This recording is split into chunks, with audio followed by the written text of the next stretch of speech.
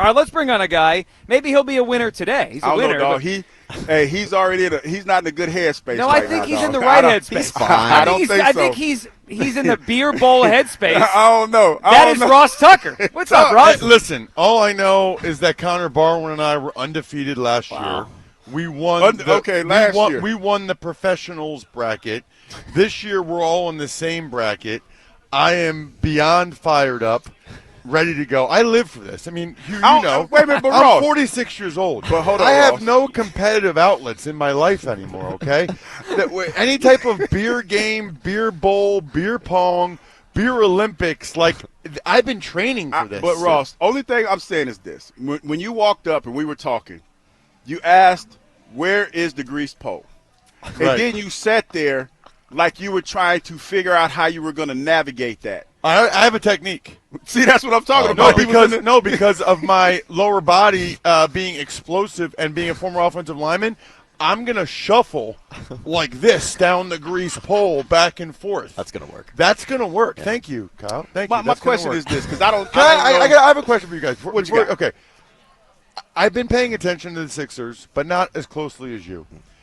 Have we got an explanation why the Ace Bailey kid did not want to get drafted by the Sixers? He wanted to be a star. You know, the closest thing we got is he wanted to go to a team where he could have a high usage rate. He just wants to shoot the whole time. He doesn't want to play with a team that has established players. So the Sixers with Maxey, Embiid, George, if they're healthy. But someone was telling me like his agent has never repped anybody else. Yeah, like it's totally. So they tried to kind of engineer themselves, what I think, to a bad team so he gets all the shots. So the thought process is, let's put him somewhere where they stink. He puts up big numbers. He can get the supermax or whatever earlier. Yes. So that's so interesting because as a former professional athlete, I have no problem with anyone trying to maximize their future earning potential. Sure. Right? Like I totally get that.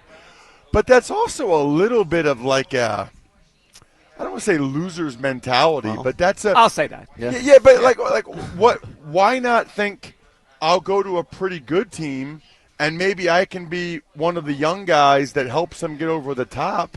You know, like we've seen with some of these guys for the Pacers and the Thunder. Mm-hmm. They're not like those guys. There's guys for the Pacers I never even heard of. Yeah. All they did in the postseason was elevate their stock. So sometimes, Ross, with that, I think that we could overrate the college stuff. Like they are there for a short time, but he could have went to Kentucky. He could have went to North Carolina. I mean, he was one of the top recruits in college. He went to Rutgers. I think we have a pattern here. He wants to go where he's the big fish in a little pond, and that's not Philadelphia. I know you didn't want to say it. It spoke to me as he wants to be the best player on a bad team, and that's cool. But I don't want him here. But by the way, you know what that means in the NBA?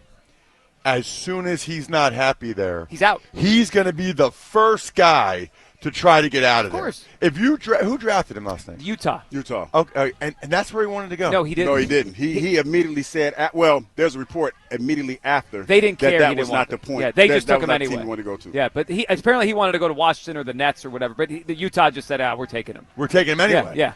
I'm glad the Sixers didn't do that. It'd be awful. I mean, that was all we would talk about every day. Plus, and we can't be talking about that. We're like a month away from Eagles preseason, what means more than anything, okay? Well, so forget the Phillies. No, I'm just kidding. Yeah, we'll skip over that whole thing. Yeah. No, move on. on. Can the Phillies score a run, please? Can the Phillies score a run? See. Today might not be the day. They're facing another good pitcher. This is not good, Ross. By the way, Kruk was here last night. It was awesome. Was he? That was like, for me to meet John Kruk, like I never met him before. So 1993, I was 14. Wow. Like I still remember going. That's like the. I still remember going to the NLCS when they were playing the Braves, and I said to Kruk, like, you're in my heyday, bro. Like that's, I think the peak fandom for a kid is what, like 8 to 14. So maybe? my son is 10 now, and I feel like he's kind of. He's right in it. Yeah. He's right in it. Yeah. So, Ross, we know you were listening on the way down yesterday. Your take on the Johan Rojas situation that I was fighting with Hugh about yesterday. Yeah, well, obviously, I think Hugh nails it. I think when there's 2 outs, what really matters is how fast terrible hitter is when he's on the bases. He's not. It doesn't matter how fast he is if he can't get on base. You have to adjust. How do you argue with that? And step up. I can argue with Ross even though he does a great job. But he's on right the on Eagles, this. The guy can't hit. He does a great job at everything that he does, but you have to rise to the occasion. What is his batting average? It's like, I don't know what it 220 is. maybe? Yeah. I'm actually amazed With it's no pop. 220. It's with no pop, though. I know, but I'm amazed It's a that feeble 220. But to be fair, you want a guy like that, you want him to be around 230, so he's almost technically in his wheelhouse. Stop you. But in a situation No, like is that right? Is that right? Yeah. No. So, Like I mean, Joe, is that right that a where really he's good sitting? fielding center fielder 230 is Well, acceptable? He's hitting 216 with one home run. That's a net negative No. as a He's player. feeble. Like last year. I remember that I'm home last run, year. by the way. So y'all ain't We gonna were let me- all shocked. Y'all ain't gonna let me talk, huh? Sorry. Y'all ain't gonna let me see how now you got another ally over here. But That's why we invited him on. What about Trey Turner and Kyle Schwarber and all those guys? When the game found them, when I looked at the box score, nobody got a hit. What about those guys? So when Rojas is up, you know what he is. He needs to rise to the occasion.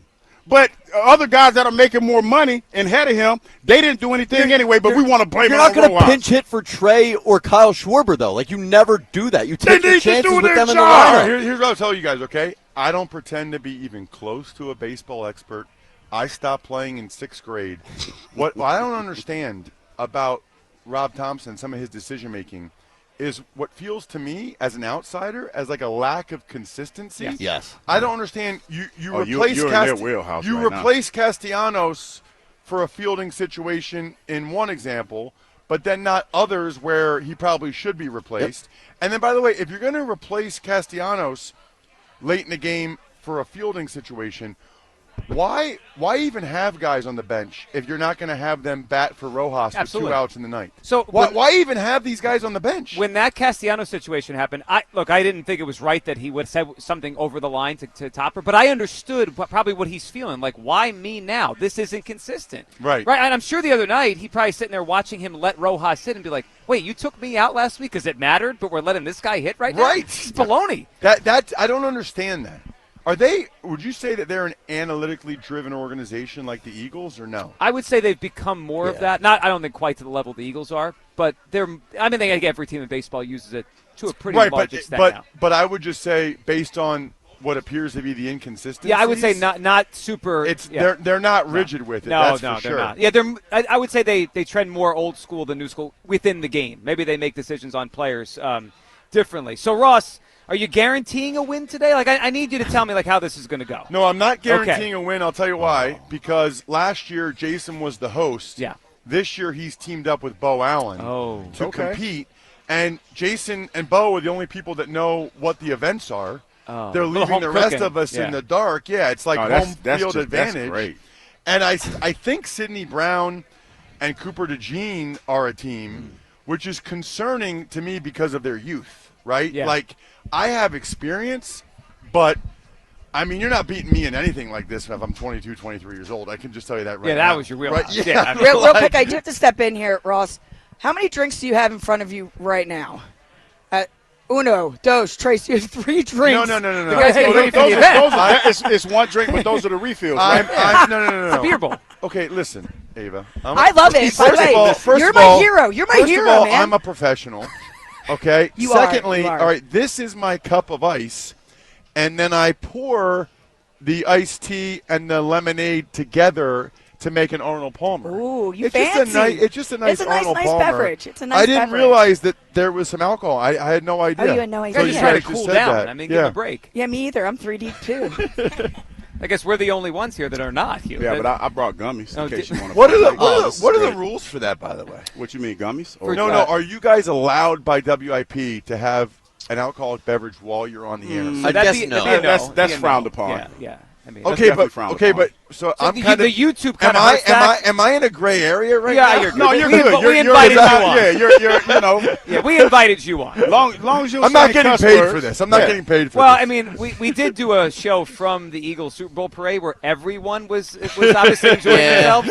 So if we could get through that, we can get through it. You're good. You're good. Yeah, You're good. we're good. Ross, we appreciate you hopping in. Enjoy this. We're going to be enjoying watching you guys here. I can't wait to watch Hugh do some play-by-play. This of is this. the play-by-play of the grease Yeah, pole. yes. Wait, I here's can't the wait most till you get on the important grease pole. thing This is going to be ridiculous. is that like Landon Dickerson's here. I don't know if he's competing or wow. not, but the most important thing is that no active Eagles players are injured in the filming of this process. Yeah, I do worry about a grease pole injury. Yeah. Can you imagine?